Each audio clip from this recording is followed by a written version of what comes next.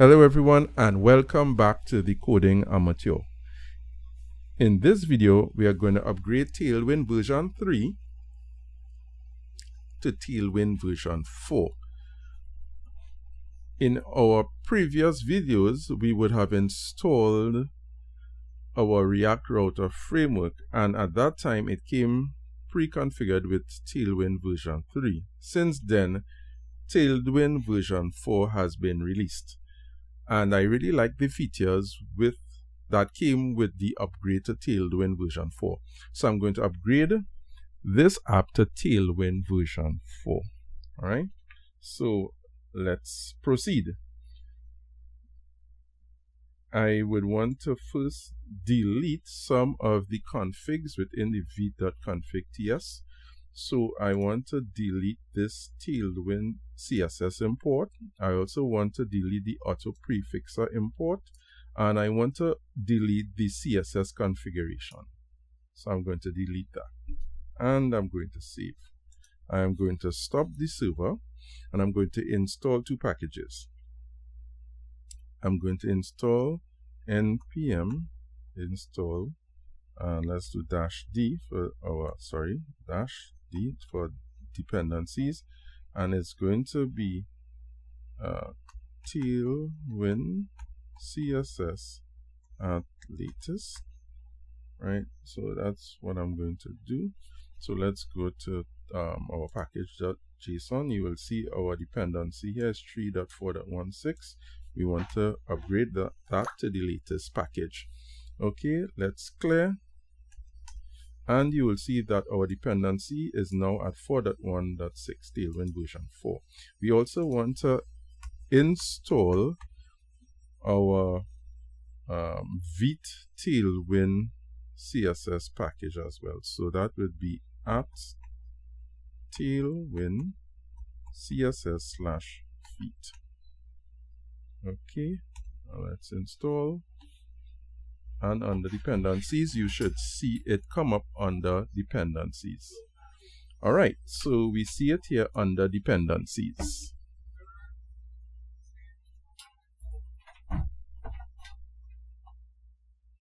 Okay, let's clear. And we want to go to our vite config, and we want to add the Tailwind Vite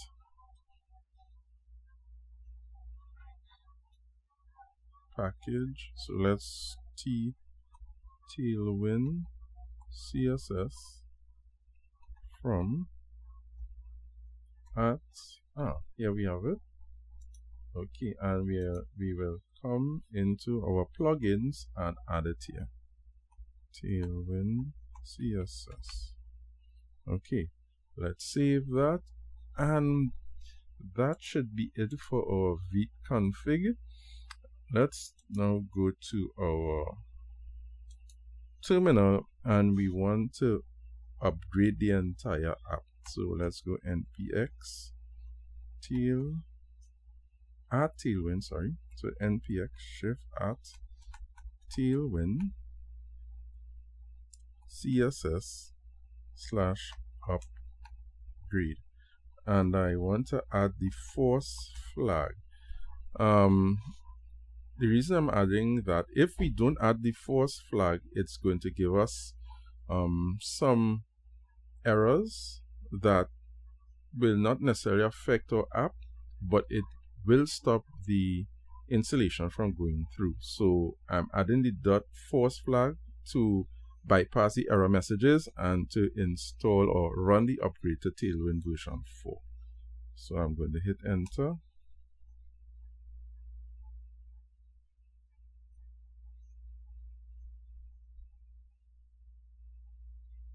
Okay, so we got an error there, and that is in our app.css bg white. So I'm just going to delete this. I'm going to save, and I am going to run it again.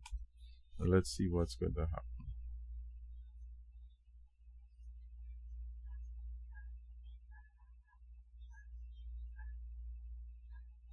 Okay, so let's look at, right, so app.css now, this now has the new Tailwind directive, which is at import tailwind.css, and we do have this config file which we no longer need, so I'm going to delete that. Now that should have been automatically deleted, but if it doesn't, then you can delete that file for yourself. Okay, so let's clear, and I'm going to go to the home, and I'm going to add a Tailwind class, and let's see if our configuration is complete. So let's increase the size of our text to 7XL. Let's make it font bold, and let's change the color to text dash sky. I like that color. That's 700, and let's make it. Let's bring it center, text center. Let's give it a margin top of 10. And let's save that, and let us start our dev server once again. npm run dev. Let's hit enter, and there you have it. Our Tailwind config is working, our IntelliSense is working also, our Tailwind CSS IntelliSense, that is a plugin that auto-completes your Tailwind styling. So that is working, and it gives you information once you hover over it. So that plugin is also working. So it's compatible with Tailwind version 3 and Tailwind version 4. Okay, so our app.css is working, our vconfig, that is up and running, and our Tailwind is working fine. So let's continue. Now that we have successfully completed connecting our React front end to our Directors backend and upgrading Tailwind version 3 to Tailwind version 4, we are now going to add CSS styles to our front end. We currently have two pages, which is the home page and the menu page, and they have little to no styling at all. The menu page doesn't have any type of styling, and our home page just has a bare minimum.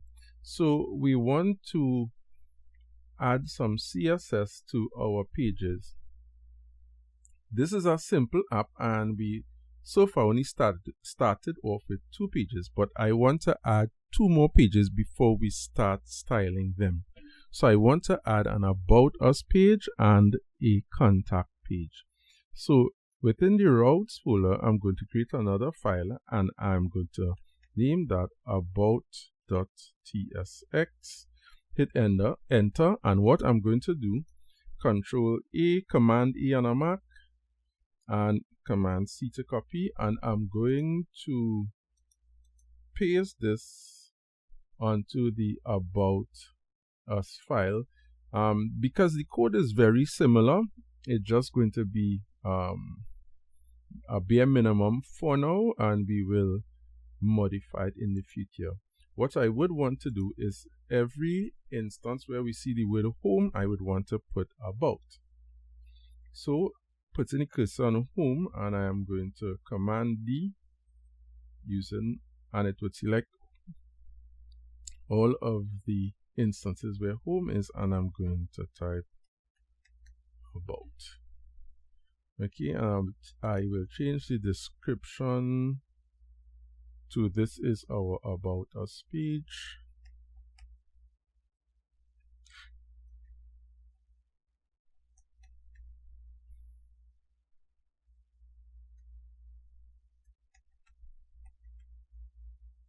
Just a simple description, and I am going to save it. Now notice that for our types import, it's still saying home, and I haven't changed it as yet.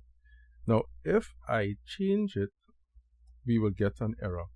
Because if we look into our types folder here, there is no about.ts file.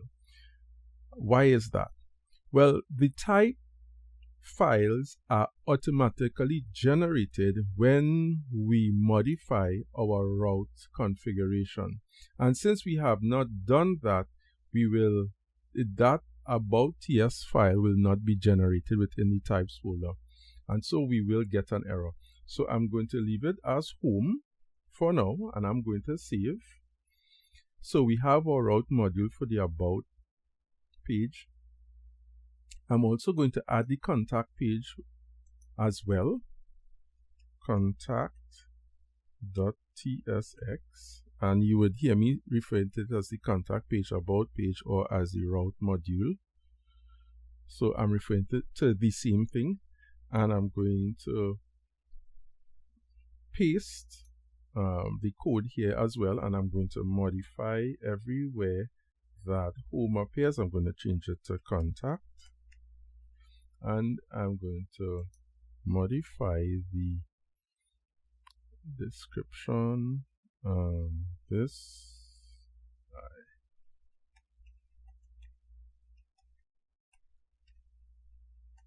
Okay, and I'm going to save.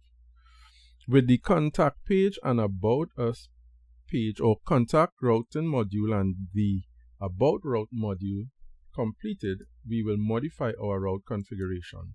So we're going to do the same thing as we would have done for the menu page. So route, and we will put in our URL pattern. So this will be the about, ABOUT, and then we will put in the path where it is located. So it's in the routes folder, and it's about.tsx. Now you must put in the .tsx, which is the file type. You must put in that. If you don't, it will not register and you will get an error. So we will do the same for contact. That is the file extension, sorry, not the file type. I hope I've gotten that right. Type extension. I stand to be corrected. All right. So for this, the URL pattern will be content, and it is located as well in the routes /contact.tsx folder. Okay, so we have an error because I did not put a comma at the end of the previous line, and so everything is fine. So let's save. Okay, and you will notice that we now have in our types folder an about.ts and a contact.ts.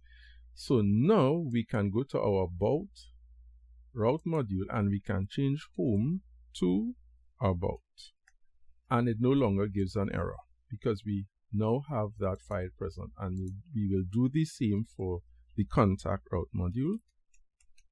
Contact, doesn't show an error. So we have 4 pages in total, and our route configuration is completed. Okay, so let's go to our home page and let's try the different routes. So if we go /a about, we have an about page, and if we go to contact, okay, /contact, we have an error. It's saying this page is not found. So let us see where we went wrong. So we have contact, and we have, oh, I put content. So I spelled it wrong here. I put in the route, in the URL pattern, I put content here when it should be contact. Okay, so let's copy that, save that, and let's write, and it works. So the only page that seems to not have any type of style is our menu page. So let's fix that. So we will just copy from our home page, which is this class here.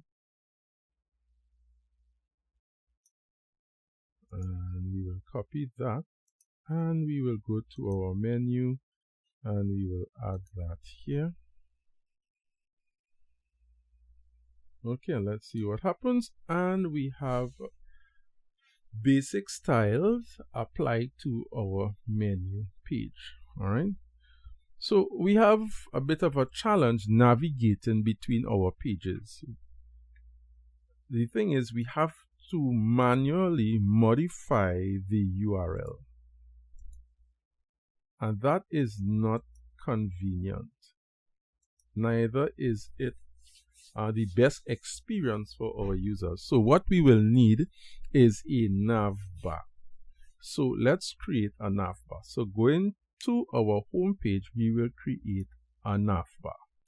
On our home page, we would like to add the structure to our home component that would allow us to create a navbar. So I want to add a div, and our navbar would be contained within this div, and it's going to be above the content of the home page. So within this div, I want to create these sections by creating multiple divs. So I will contain each section of the navbar within a div. So how many sections do we need? This navbar is going to be simple. So I will break it down to two sections. We will have a logo section, and we will have our navigation menu section, or our main nav. So those are two sections. So I will want to have two divs. Okay, so let me add two divs within the main div. Okay, right.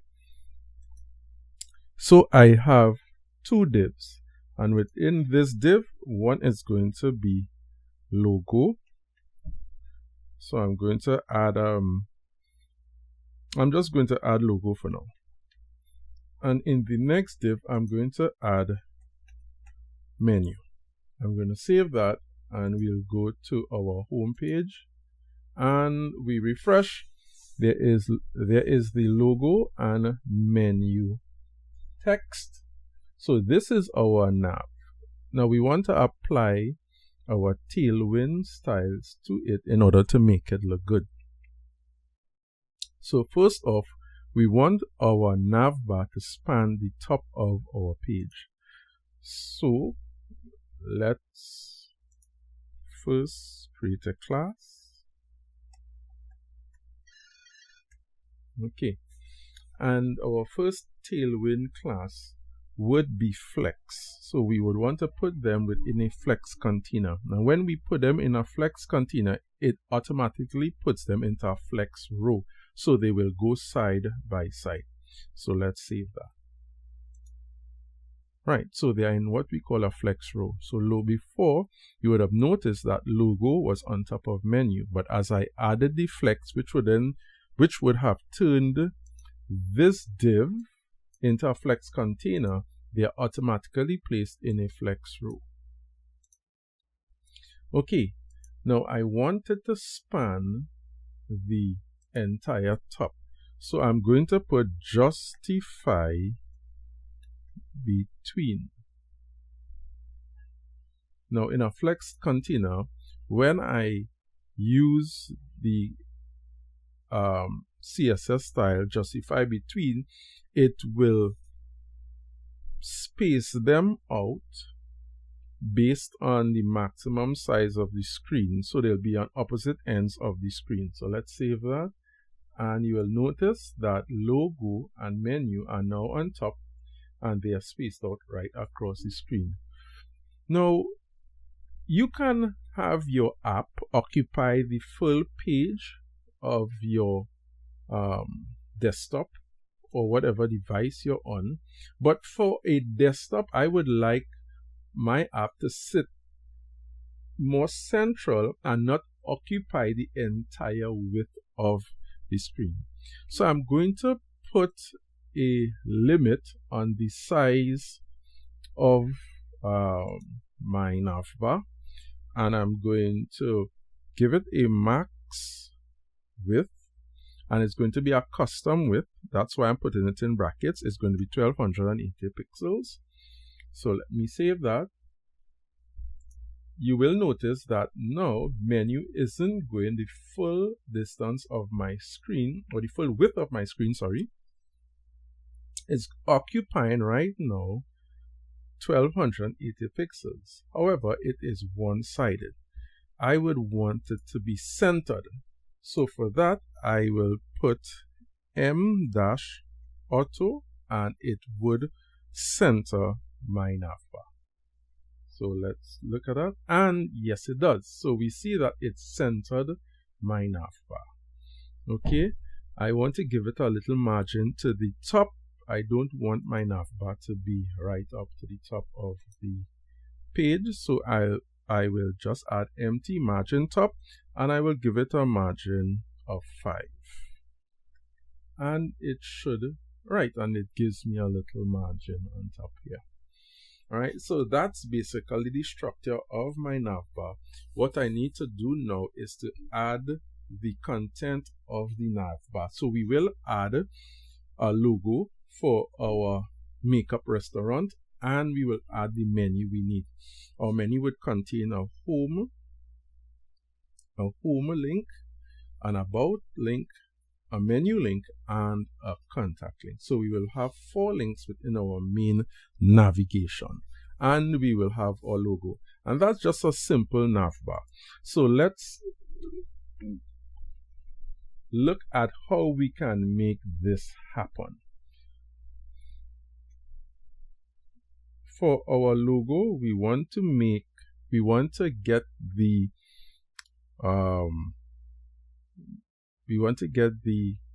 PNG, or the picture, or the image rather, for our logo. You can use whatever you want. Remember, this is not a real restaurant, so we are making up everything here. It's going to be fictitious.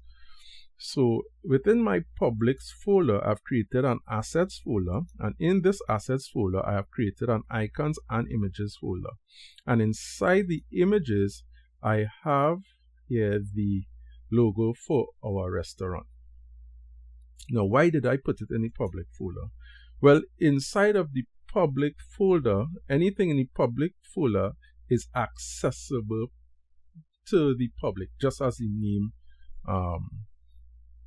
says. So you do not need any type of credentials to access the resources within the public folder. Anyone could access them, and the reason being I'm putting that here is because the logo is going to be globally available, and anybody who goes onto the page can automatically just open up the page, and the logo will be displayed without having any type of login or anything like that. Also, I can just, when I'm creating my image, I could just call the logo because it's in the public folder. Alright, so I'll show you what I mean if I didn't explain that as clearly as I should have. So for our logo, let's use the image tag img, and for source src, as I was saying a while ago, I can just put /assets, and React knows that it could check the public folder automatically. So I did not have to put /public. I did not have to put the full path. React knows that the public folder is accessible to the entire app, so it will just look there, right? And it's going to be goblet -fill -white .png. Okay, and we need an alt, and that in the event that the logo does not display, we will want to put a text, right? So taste buds logo. Okay, and that should be it. If we click save, we have a problem. Assets. Oh, right, I forgot to put in images. Images, right. Okay, that fixed the problem. Now you can't see it. You're seeing the square here. You can't see it as yet. But we will. Let's give this, because it's white, let's give this a red background.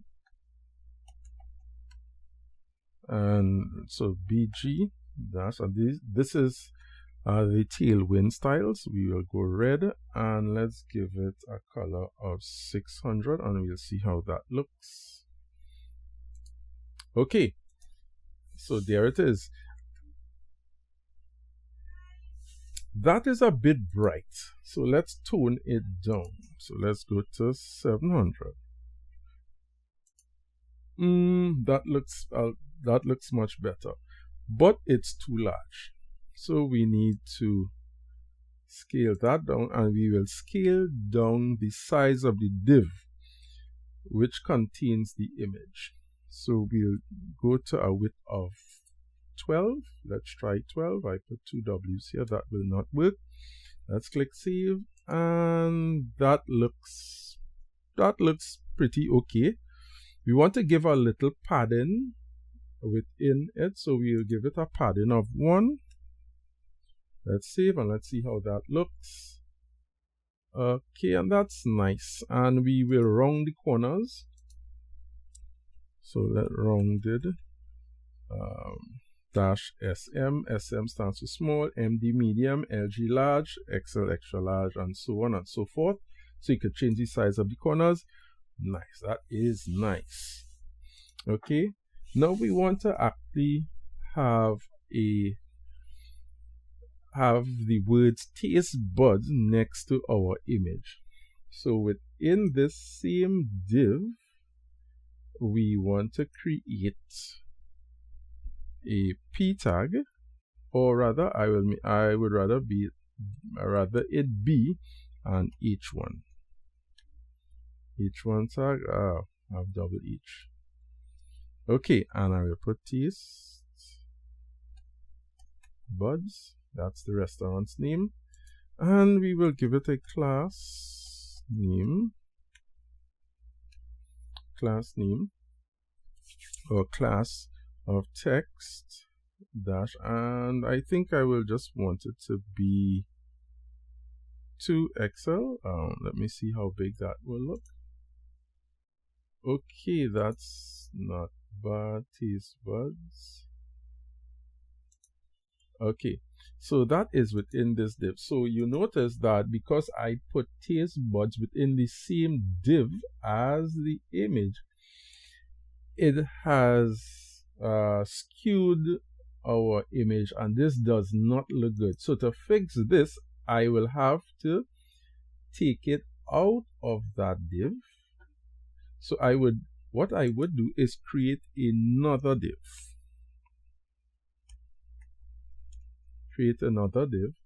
And I would move everything up into that div. Okay, and then what I would do is then take that out of this div. And let's see if that helps. And that helps. Okay, so what I have done is I have isolated, or I have removed the text from within this div which contains the image, and this div will contain the image alone, and this here is outside of that div. Okay, so what I will do in this div now is make this div a flex container, as I would have done previously for the navbar. I will make this div a flex container which will put these two elements side by side. Right now one is on top of the other. By putting them into a flex container, and I will be able to style them a little better. So flex. Okay, and flex we know from our previous styling that once we create the flex container, it will automatically go to a flex row and it will put the elements within that container side by side. What I need to do also is to space them out. Now, I'm not going to use justify between because I don't really want them to span the whole width of the container they're in. I just want them to have a little space between them so it looks good. So I can use the command space dash X. Now X, I'm putting X because that is the horizontal axis. If I wanted two elements that was vertically oriented, one on top of the other, and I wanted a space between them, I would use space dash Y because they're on the vertical axis. But since they're on the horizontal axis, it's going to be X, and I'm going to specify how much space I want, dash 2.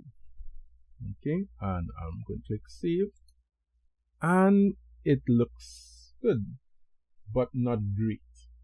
So it's not centered. Now, before I center it, I would want to add a little more space, so I will go to 3, click save, and that looks good. Now I want to center it, so I will have to use the Tailwind style items dash center, and that would center it on the x-axis. So now it's centered and it looks good.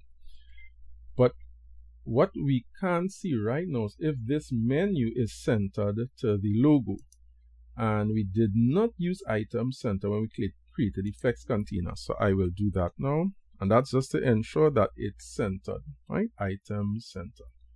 And that would ensure that our menu items is centered with the logo, because we want it to look uniform and we want it to look properly organized. Okay, so we have our logo and it looks good for a casual logo. So let's I think I would want to make the font bold, add a little more oomph, so to speak.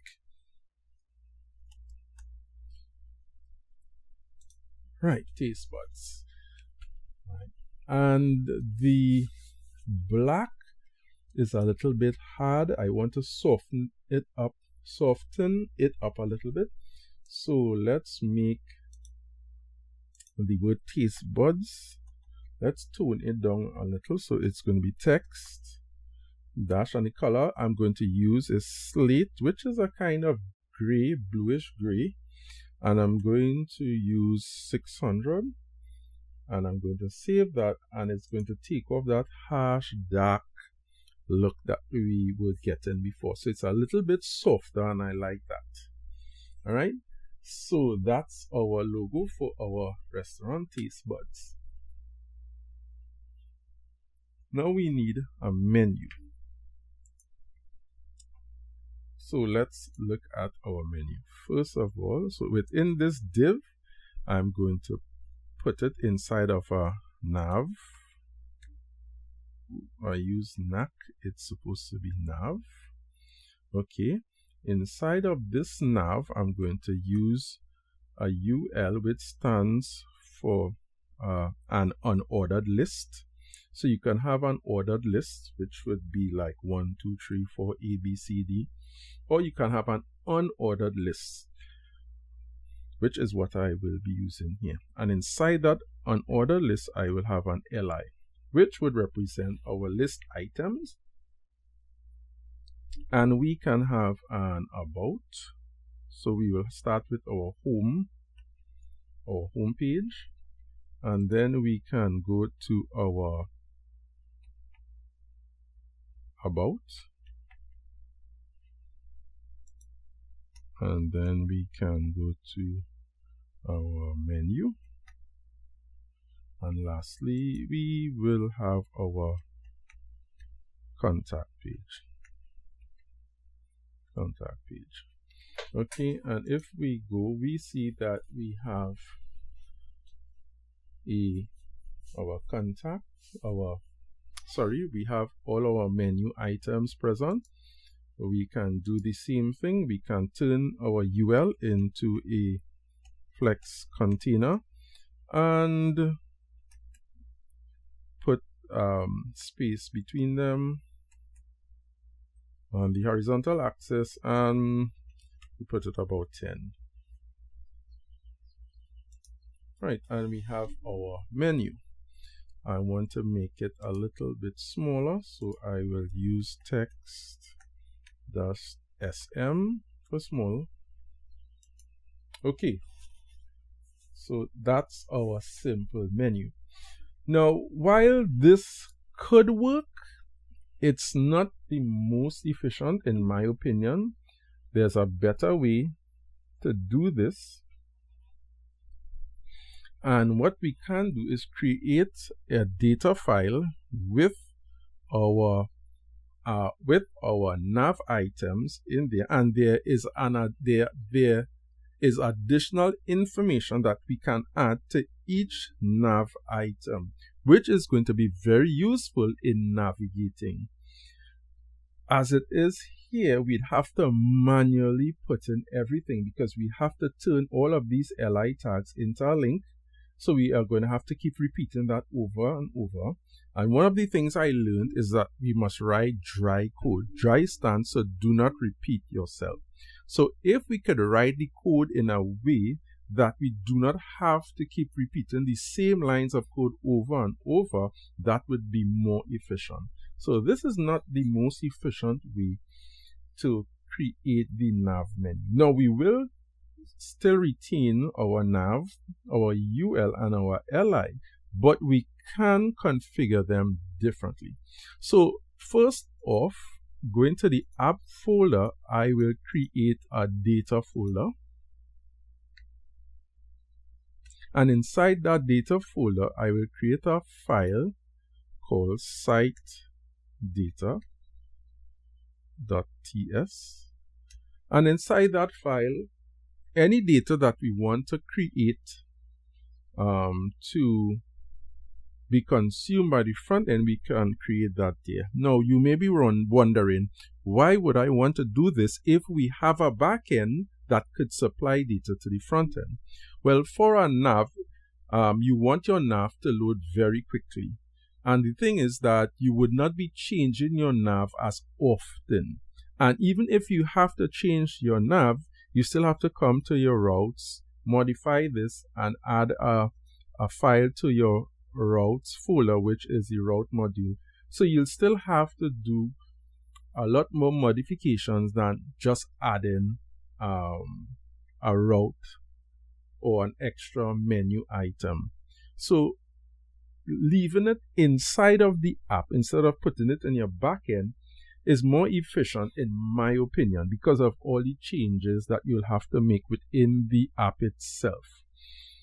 Some may decide that they want to put it in the backend, but in my opinion, I think having it here means it will be served faster, and because of all the configurations that has to be done to get it to work, you could just simply come into this file and modify it and continue the modifications in all the other files, and you'll be up and running. So yes, you would still have to come to your app anyway. All right, I hope that makes sense. So in that case, I would put my nav menu items, my nav data within the app and not in the backend. Okay, someone else may find a more efficient way to do it in the backend, but for now, I'm putting it inside of the app. And feel free to share if you have a better way of doing it. Okay, so I'm going to put export const nav, and that is equal to, and I'm going to create an array, and inside that array I'm going to have an ID, and that ID is going to have a number of 1. I'm going to have a label, and that label is going to have the, alright, and that will be about, that is the name of the link or the page as well. And then we'll have a slug. Now a slug is the URL or the URL pattern where this page would exist. Okay, so that's it. So we need 4 of these, so we will copy and we will paste it. So this will be 2. Give it an ID of 2. This is going to be contact, and this will be /contact,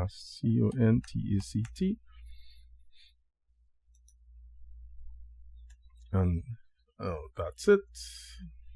And let's paste again, and this will be ID of 3.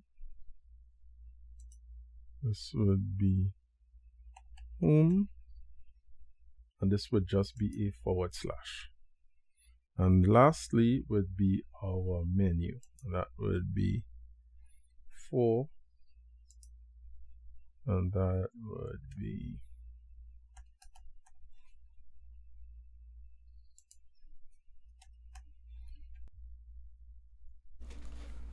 we have our menu items. Now, as it stands right now, we have our menu items in alphabetical order, but this is not the order that I want it to be displayed in. So I would want my home link to be first. So I'm going to rearrange that, and I will give that 1, followed by about. So I'm going to change that to 2, and I forgot to finish the URL pattern, which is ABOUT. So that's, and for 3 it's going to be, I'm going to cut this and bring that here.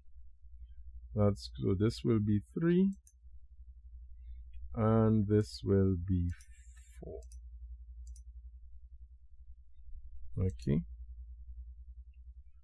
so I did not have to go through all of that. I could have done that from the get-go, but that's how it is. So I now have my nav. I now have my nav menu, and we will then call the data from this file. Okay, so home, about, menu, contact. Okay, so let's go back to our home, and let us now erase 3 of these, right? And we will create, now we will create, we'll have to call our data. So the name of our data is nav, and you notice that it is going to come from data, side data. So we'll click that, and it will import it to the top. So you'll see it here on the top. Okay, so you'll see it here on the top, and let's save that. So we have imported our nav data from data, side data. So we have that here, and we are going to map over the array. Okay, and we want to use item,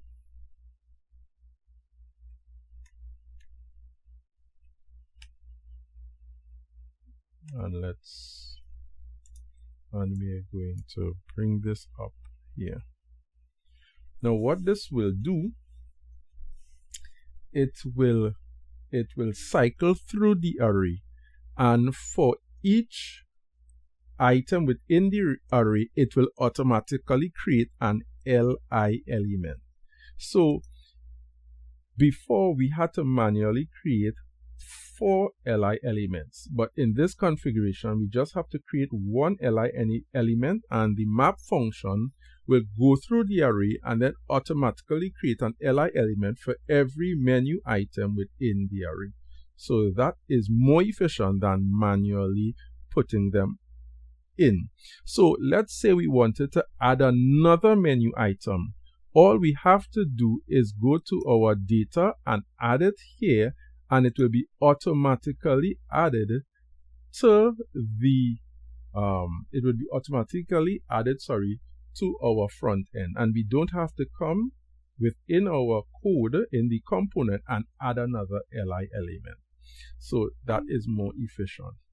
Okay, so that should give us, so it works, right? Now you notice that we have 4 home elements here, all saying home, and 4 of them. So each of these represent an li element. So it creates all 4 li elements because we have 4 li elements in our data and it's reading the array. Why does all of these say home? Because we have hard coded this home. What we need to do is put in, if we put in our brackets and we say item, which is this item here, this represents the items within the array, and we want to tell which key we want to use. So we have the key and the data, so we want to use the label.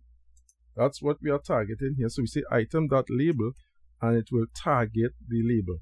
When we click save, what it will do, it will read the items within the map with a key of label, and the data of that key will be shown. So now we have it. Okay, so you have home, about, menu, contact. Right?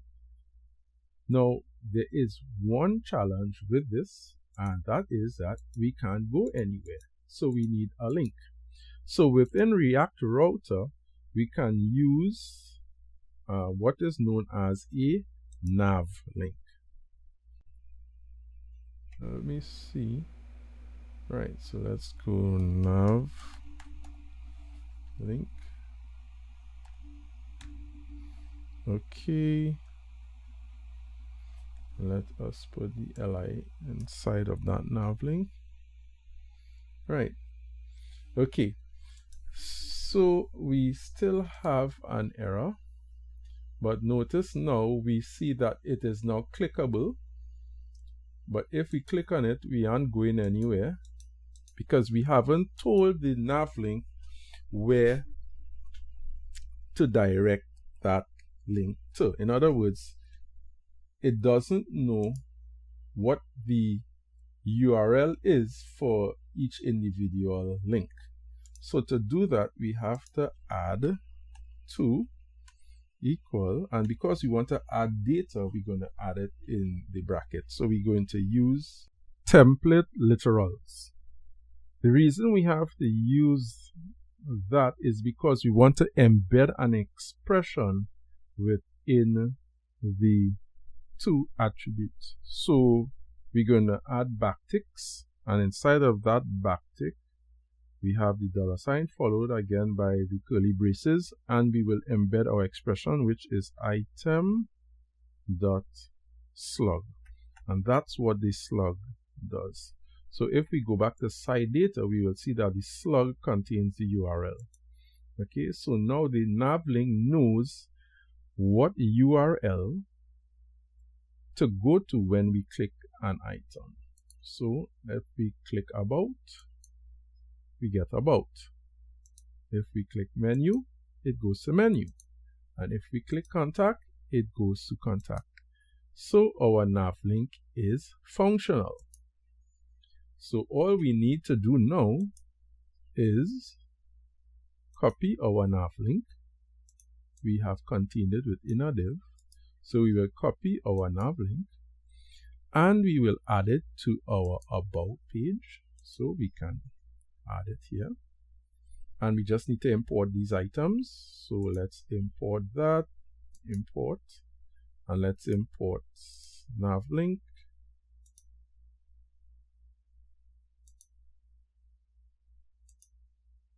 Okay, and it's imported and save.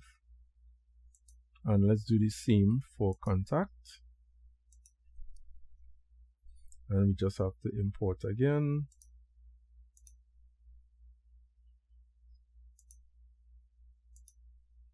And let's save.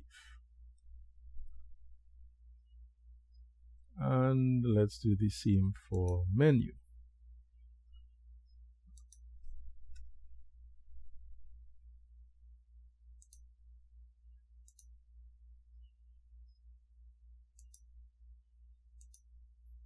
Okay. Now let's test it and see. We are home, we go to about, and it works, and we have our navbar on the about page, and we go to menu, and we have our navbar, and then we go to contact, and we have contact on our navbar. Now this works, it does, and we can go all the way back to home. So this is working, and we have a functional navbar. But this is not the most efficient way to implement your navbar. Now remember, I said before that we want to write dry code, and dry stands for do not repeat yourself. Now this is a lot of code to keep adding to every component or every route module. We are adding the same code over and over. So we have the about, we have the contact, we have the home, and we have the menu. This is not the best way to implement this.